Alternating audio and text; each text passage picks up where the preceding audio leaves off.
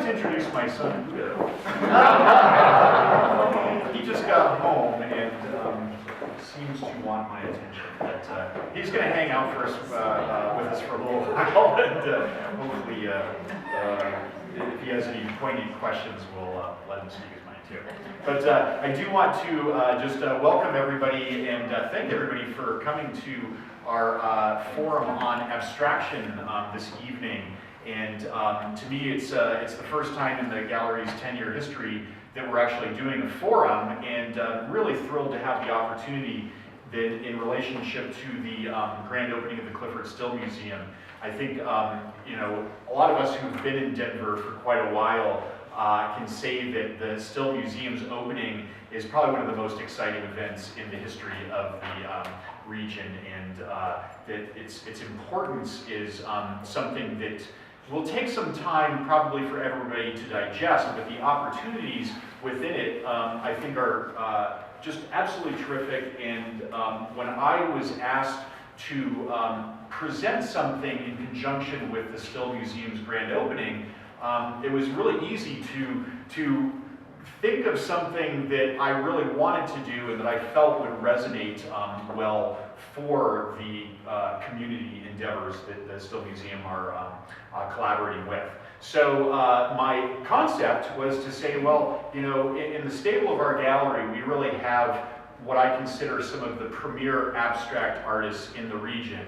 And as I started putting together the list of artists that actually live here, I came up with Frank T. Martinez, Bruce Price, Kate Petley, and Dave Yust. And to me, it just dawned on me this week as I was doing our last email newsletter that the combined experience of this group of artists is almost, if not over 100 years in the art business.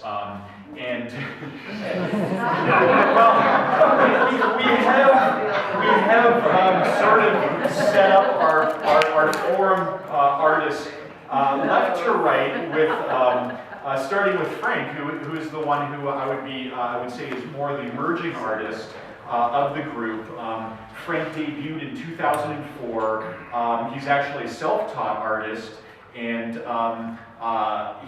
this is Frank's fourth solo exhibition with us, and I would say his most mature body of work to date. So it was really his exhibition that instilled in me the idea that we could have a forum on abstraction and not have it really sort of in the spirit of a different type of art or body of work. But really, Frank is the one who has the least seniority of the group, but certainly I think one of the most vibrant and exciting artists in the region here in Denver. So if we go next to Bruce Price. Bruce Price debuted in the scene here in 1997, so he's had upwards of 20 years of experience. Bruce teaches at the Rocky Mountain College of Art and Design, so he's very influential amongst the community as well, and he is the director of the Experimental Studies program there. Other attributes of Bruce: he's a former Red Line resident and one of the first mentor artists of that program for those who are familiar with it. And Bruce has also had 4 solo exhibitions at the Plus Gallery, the most recent, I Am a Cloud, in 2010. And I would like to also point out that in 2006, his exhibition titled Full was named the best solo exhibition of the year by the Westward art critic. And you know, to me, that is a very honorable stature for any artist to have, particularly as it relates to the entire field of artists in the region. Of course, I wish that everybody had visual references to the works, but my recollection of that shows that it was one of the most fabulous, not of just of that year, but of any year. Moving on to Kate Petley. Kate debuted in 1988 and in Houston, Texas. So she had developed her career there initially, and then eventually moved to Colorado to become a familiar component of the regional scene, both through prominent gallery representation, museum exhibitions, and curatorial efforts. Kate works in diverse mediums, and her current emphasis, I would say what has dominated her work of the last decade, has been a use of resin as a medium. And she can, well, we might get into a little bit of that, but we have samples of Kate's work in the reception area. Kate has built a reputation both for her installation works as well as her works in the public realm. So that's something that I also think distinguishes her as an artist on this panel and not just somebody who has worked solely in abstraction. She's had 3 solo exhibitions with Plus Gallery, the most recent one being One Big Dream from 2010. My paragraph on Dave Yust is a little bit longer, and it is very warranted because Dave Yust is really one of the most renowned and historic figures in Colorado's history. He first debuted on the national scene in 1965, I believe in Kansas, and has continuously worked both teaching, creating work, exhibiting his work since that time. He's been widely collected with major monumental works in the permanent collections of the Denver Art Museum and the Colorado Springs Fine Arts Center, as well as institutions throughout the world. Through the 70s, Dave was known and revered for his dimensional circular canvases that were regarded not just for what's on the surface, but also for his approach to the structure of these works, which, if anybody ever has the opportunity to see one of these pieces, you will be amazed. But today those are largely all in permanent collections. Dave was honored with a major exhibition of his works in 2008 at the Arvada Center, and in 2012 he will also have a survey of portions of his career on view at the Loveland Art Museum. And following that, he's going to have his next solo exhibition with Plus Gallery here in 2013. Dave has taught students of all sorts for 40 years at CSU in Fort Collins. 47? Wow. Which is probably not just a record in the state, but maybe in the country. I'm not entirely sure. But he is one of the most influential artists around, and I used to say, you know, at least 10% of the people that entered the gallery over the last 10 years have studied under Dave Yust.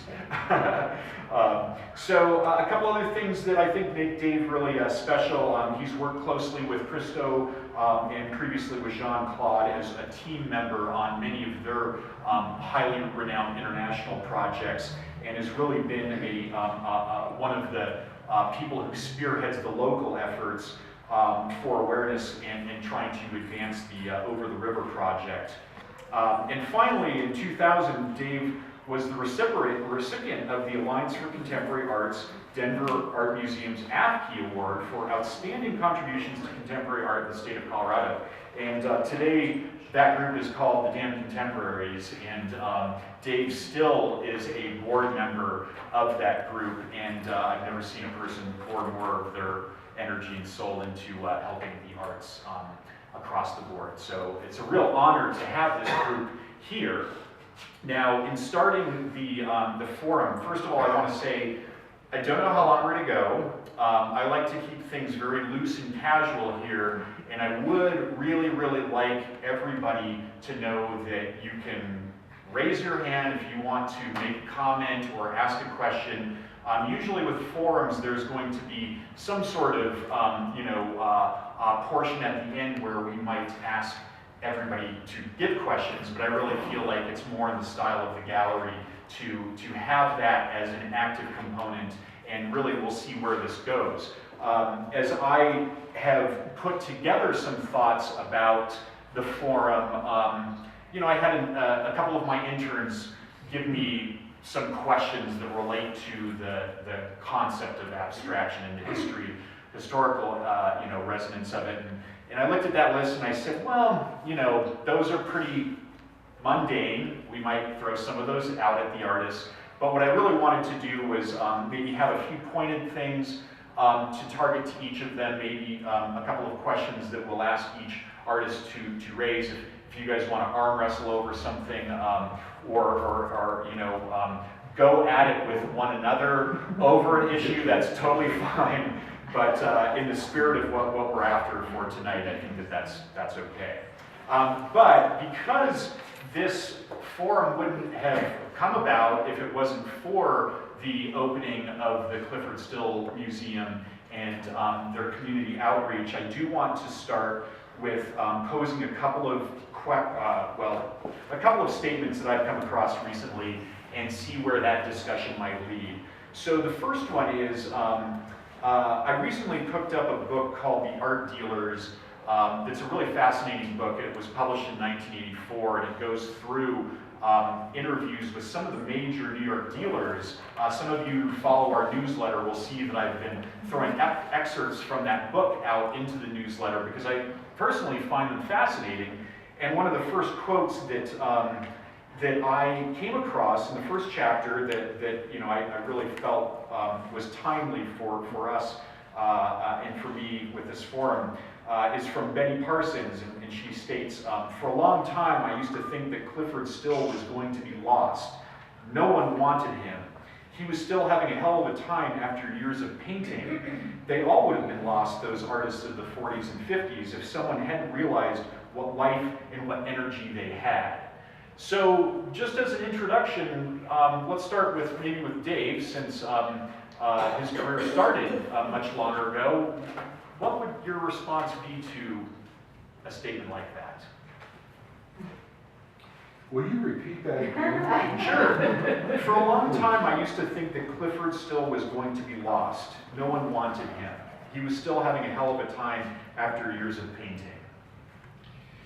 You know, I remember seeing a cartoon in the New Yorker years ago, and there was a picture of this artist standing in front of his easel and painting, and he had a long beard, obviously an indication that he was well up in years.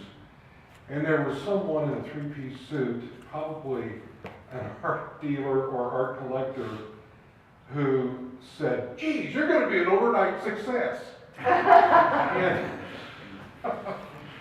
I don't know quite how to respond to that. I think that we all, in a way, are stuck with ourselves. And we have to do what we have to do. And I think it's so important. Why be an art if you can't do what you want? And I think it's important for us to come to grips with self-acceptance of what each of us might be interested in. And then the chips sort of have to fall where they fall after that. And thankfully, Clyfford Still's works have found a home here in Denver. And I think that that's really terrific.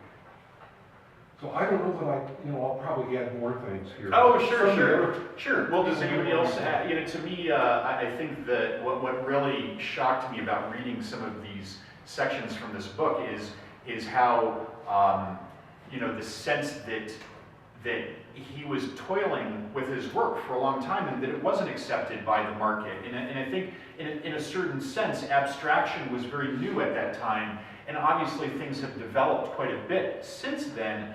But given his stature and being artists, working in a realm that I think relates, how might you reflect on that? Does anybody else want to take a stab? What? I just think artists continually work on their work. You never know, just like Clyfford Still.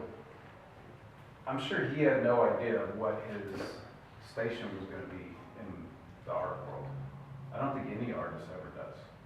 So I think as artists, we just continue to work. And I think you try to do that with blinders on in terms of what other people think or what the future holds. I'm looking here at this series in here.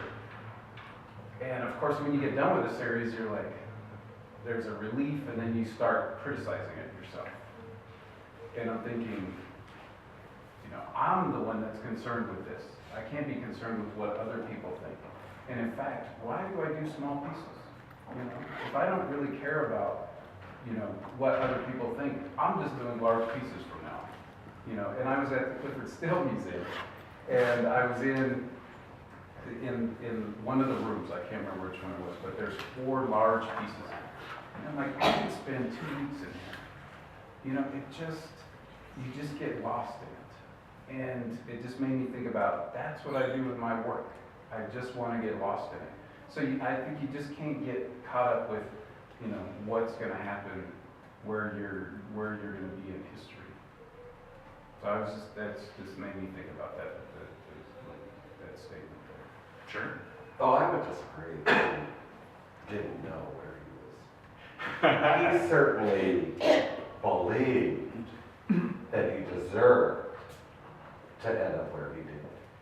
And there is a kind of persistence that exists in it. And, you know, like to have somebody who has, is still making art, you know, after a 47-year career is astonishing. I mean, the percentage of artists that are still making art after 25 years is like infinitesimal. So I think he knew. In fact, I'm even willing to go so far as to say the museum is his final work of art. Well, I do think that every artist has a grand sense of themselves. That's the way of doing art. But on a realistic level, we never know where we're going to end up. We just hope that's. I mean, we all. I guarantee all of us, every artist that you know, we all think it's like actors. You know, they're all going to be something. Yeah, there also is historically though. I mean, the number of artists today versus the number of artists during that time, you know, the number, just the sheer number of people who make art, who, you know, are involved in it. Whereas at that time, there were, you know, they all knew each other, and it was a very small kind of group of collectors. You know, I don't know that somebody could. Oh my God. Okay. Kate, do you want to throw anything in there? I would say that I think it's a lot easier for us to get lost now than it was for him to get lost then. Because the proportion, the numbers of people working now and the possibilities for abstraction have expanded so much. There is such an infinite vocabulary in abstraction itself now that when he was actually working, it was a much smaller box. And there were far fewer people in it, and it was a lot easier to find them. Now it's almost impossible. So we run a greater risk, all of us, everybody, of getting completely lost in a historical context and, you know, and maybe even our own lifetimes. We could see our work become just whatever. Well, yeah, I do. Yeah, so that Trash. it's not possible for us to maybe entertain the same level of self-confidence that he may have had. Well, we also have to compete. You know, it's global. It's no longer New York. But we also have to compete with television and YouTube and movies and hyperreal and large color photographs and sexy stage shows.